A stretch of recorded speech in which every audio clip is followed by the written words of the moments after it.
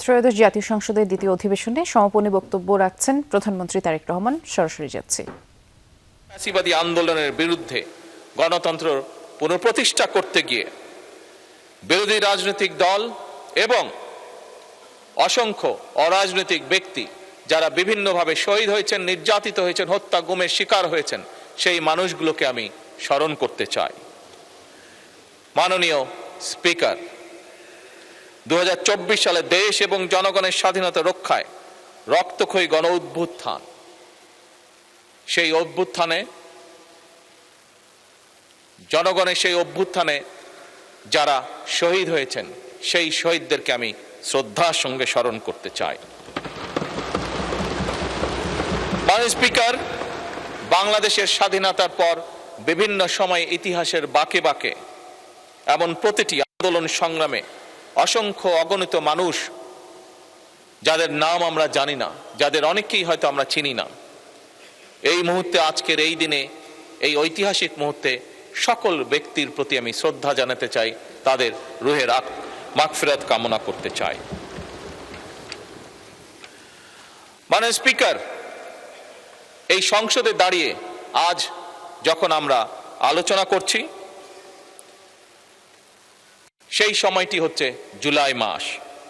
2024 সালের জুলাই মাসে শুরু হওয়া যে আন্দোলন ছিল সেই আন্দোলনটি পরবর্তীতে গণ অভ্যুত্থানে, ছাত্র জনতার গণ অভ্যুত্থানে রূপ নিয়েছিল। মাননীয় স্পিকার, 2024 সালের বীর ছাত্র জনতার গণ অভ্যুত্থানে জুলাই শহীদদের আমি বিশেষভাবে স্মরণ করতে চাই আজকের এই সংসদ অধিবেশনে।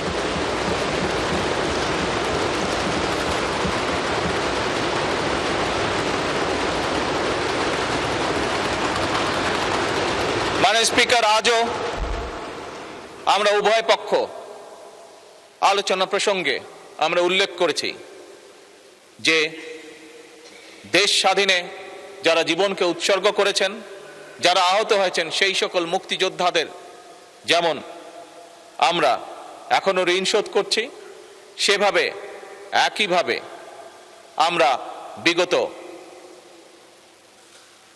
17 বছর ধরে যে সকল রাজনৈতিক কর্মী বিভিন্ন দলের তারা যেভাবে নিজেদেরকে উৎসর্গ করেছেন, ক্ষতিগ্রস্ত হয়েছেন, ঠিক একইভাবে জুলাই যোদ্ধা যারা নিজেদেরকে উৎসর্গ করেন, যারা ক্ষতিগ্রস্ত হয়েছেন, আমরা সরকারের পক্ষ থেকে, শুধু সরকার না, আমি বলবো এক্ষেত্রে বিরোধী দলেও একসাথে, বিরোধী দল এবং সরকার একই সাথে উভয় পক্ষ আমরা সিদ্ধান্ত গ্রহণ করেছি এই সকল মানুষের পাশে রাষ্ট্রীয় অর্থনৈতিক অবস্থা বিবেচনা করে আমরা তাদের পাশে দাঁড়াবো। মাননীয় স্পিকার।